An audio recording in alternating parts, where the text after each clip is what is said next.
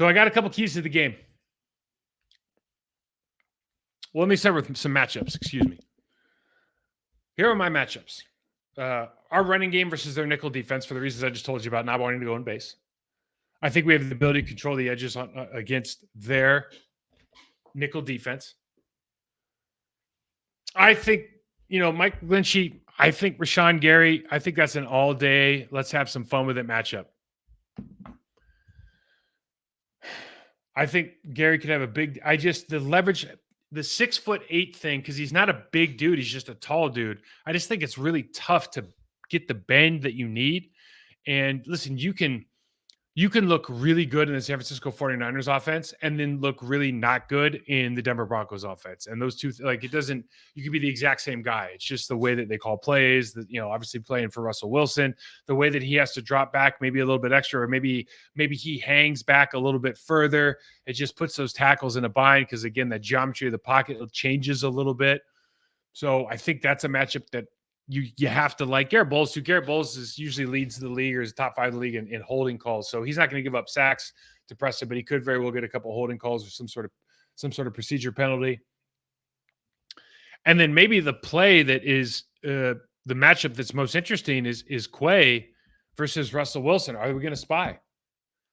If they're going to run that, let Russ cook these two-man routes that are running right next to each other and don't really look like they have an opportunity. Sometimes they split the field and give him one half the field to look at with the other half he can run to. So if we do I would spy this team. I think I would spy this team because I think by the time he has to get to his second read or he can't see through the forest and he has to make a move, when Quay decides that he wants to go tackle Russell Wilson is not going to get away.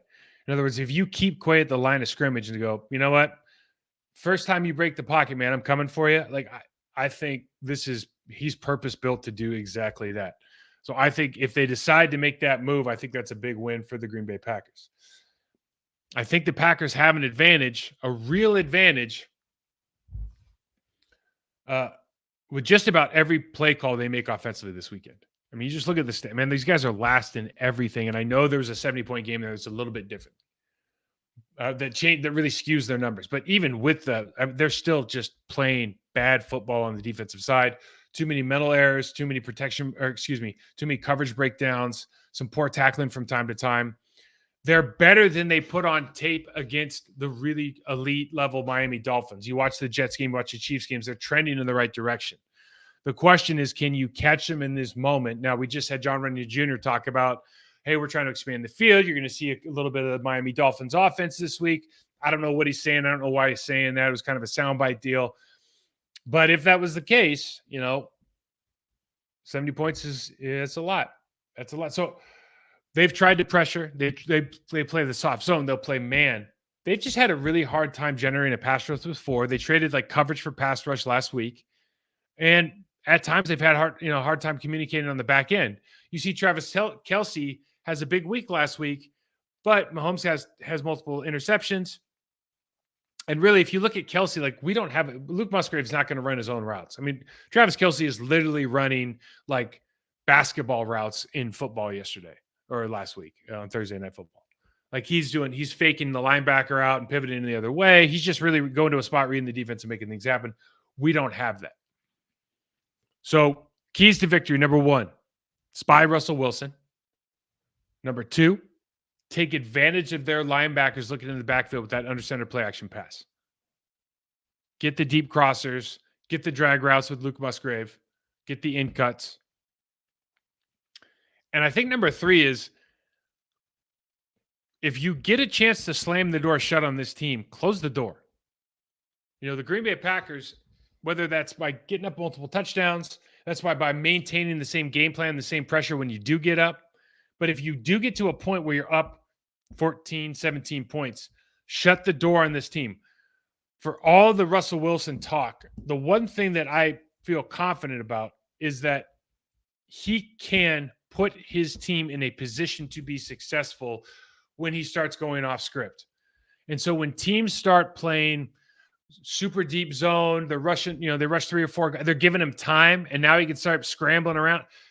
If you let him get that time, historically in his career, he's done good with it.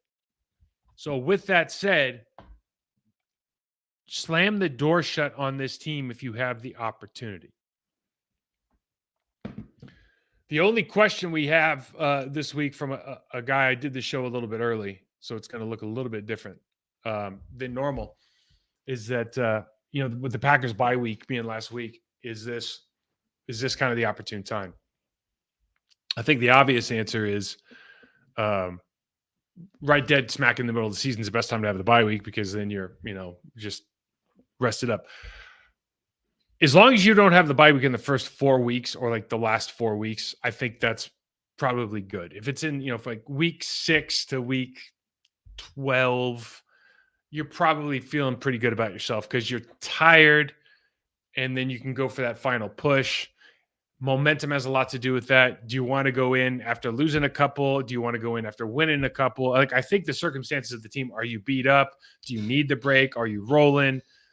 There really is never a good or a bad time, except for, I remember early in my career, you could get like a week 1 bye, a week 2 bye, and that was an absolute disaster for teams. Luckily, the Packers were so good that they would never do that to us.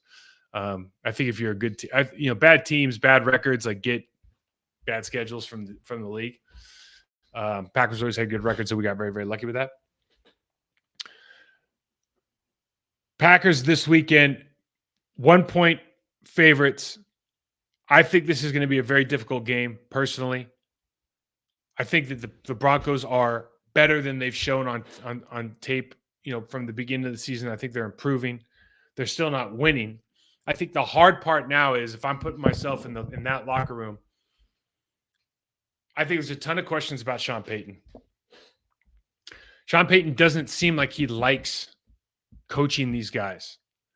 In other words, Bill Parcells, that generation of coach, that model, that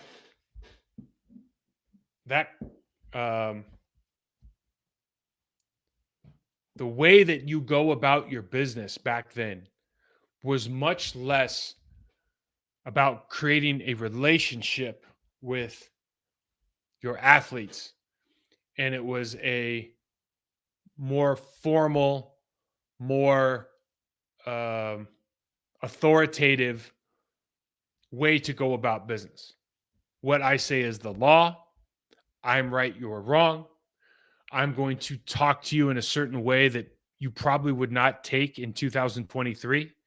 These young guys are not going to take the way that some of these older gentlemen used to talk to us. I mean, anybody who played high school football that's my age knows exactly what I'm talking about. So this is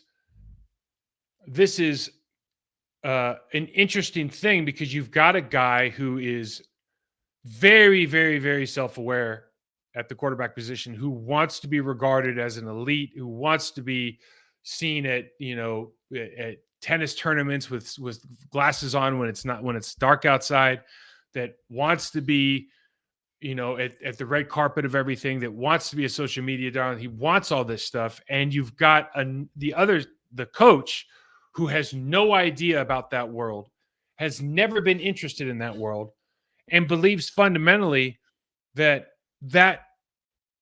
world is drawing success away from not only that individual player, but that team.